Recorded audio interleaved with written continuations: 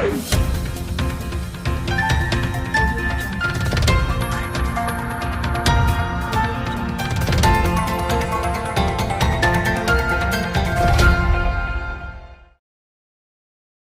साल सड़क दुर्घटना के आंकड़े भयावह होते हैं, ये डराने वाले होते हैं। ऐसे समय में भी जब महामारी की वजह से पूरा देश ठप पड़ गया था, काम धंधा सब चौपट था, लोगों को घरों से निकलने की भी इजाजत नहीं थी। ऐसे में भी साल 2020 में एक्सप्रेसवे समेत सभी नेशनल हाईवे पर कुल 1,16,496 सड़क हादसे हुए। 1.25 लाख से ज्यादा हादसों में 47,984 लोगों को अपनी जान गंवानी पड़ी। केंद्रीय सड़क परिवहन एवं राजमार्ग मंत्री नितिन गडकरी ने पिछले साल संसद में जब ये आंकड़े रखे थे, उससे लोगों की रूह कांप गई थी। एक बार को तो विश्वास ही नहीं हुआ था कि जब पूरा देश बंद था, पूरा देश महामारी के दौर से गुजर रहा था, ऐसे वक्त में सड़क हादसों की संख्या इतनी ज्यादा कैसे? इस पर गंभीरता से विचार किया गया और अब अगले महीने से सरकार सड़क हादसों की गंभीरता से जांच कराने का मन बना चुकी है। उम्मीद है कि नई व्यवस्था जो कि 1 अप्रैल 2022 से लागू होने वाली है, उससे स्थिति में बदलाव होगा। भारत सरकार 1 अप्रैल से सभी सड़क हादसों की पुलिस जांच अनिवार्य करने जा रही है। 1 अप्रैल से व्यवस्था कुछ ऐसी होगी कि पुलिस को 48 घंटों के अंदर ही मोटर एक्सीडेंट क्लेम ट्रिब्यूनल्स को और बीमा कंपनियों को हादसे की जानकारी देनी होगी। बीमा प्रमाण पत्रों में वैध मोबाइल नंबर को भी 1 अप्रैल से जरूरी करने जा रही है भारत की मोदी सरकार।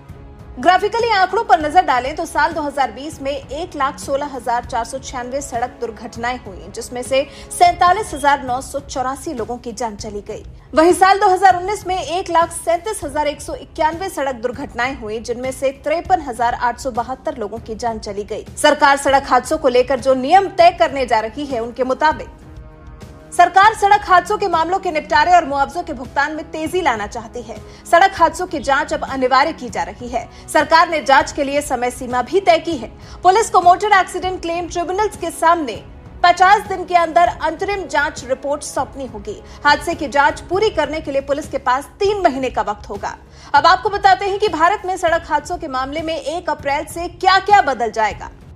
पुलिस को हादसे की जगह पर जाकर सबूत जुटाने होंगे। क्लेम ट्रिब्यूनल को 48 घंटे में इन्फॉर्म करना होगा। इंश्योरेंस कंपनी की पॉलिसी की डिटेल्स देनी होगी। जांच अधिकारी 10 दिन के अंदर पीड़ित या कानूनी प्रतिनिधियों को अधिकार देंगे। अस्पताल 15 दिन के अंदर मेडिको लीगल मैनुअल और पोस्टमार्टम रिपोर्ट देंगे। ड्राइवर और व्हीकल ओनर की जानकारी 30 दिन के भीतर देनी होगी। आयोग 50 दिन के भीतर अंतरिम जांच रिपोर्ट दाखिल करेंगे। 60 दिनों के अंदर आपराधिक जांच पूरी हो जानी चाहिए। ट्रिब्यूनल के सामने जांच अधिकारी अपनी रिपोर्ट हादसे के 90 दिन के भीतर पेश करें। केंद्र ने इन नए नियमों को लेकर जो नोटिफिकेशन जारी किया है, उसके अनुसार पुलिस पीड़ितों या उनके कानूनी प्रतिनिधियों को उनके अधिकारों और दावों के बारे में अनिवार्य रूप से बताएगी।